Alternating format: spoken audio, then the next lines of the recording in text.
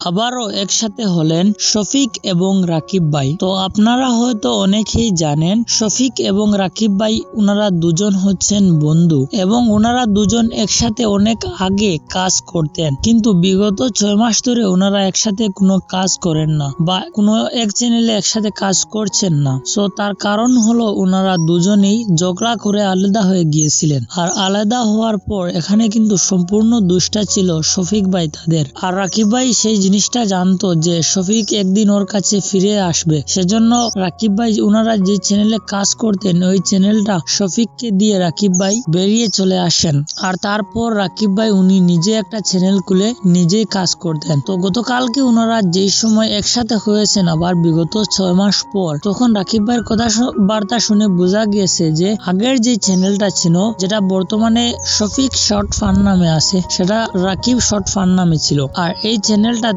রাকিব ভাই সবকিছু মানে টপিক বলেন বা ভিডিও এডিটিং মানে চ্যানেলের যত কিছু সম্পূর্ণ কাজ আছে সবকিছু কিন্তু রাকিব ভাই ম্যানেজ করতো। আর তারপর প্রায় 6 মাস পর্যন্ত একলা একলা শফিক ভাই ভিডিও বানাইছে। তো যাই হোক, অনেকদিন পর শফিক ভাই তার নিজের ভুল বুঝতে পেরে রাকিব ভাইয়ের কাছে এসে ক্ষমা চাইলো, আর রাকিব ভাইও ক্ষমা করে দিয়েছেন। তো যাই হোক, এই বিষয়টা আপনাদের কেমন লাগলো অবশ্যই কমেন্ট করে বলবেন, আর চ্যানেলে নতুন হলে সাবস্ক্রাইব করে রাখবেন পরবর্তী ভিডিওগুলো পাওয়ার জন্য। ধন্যবাদ।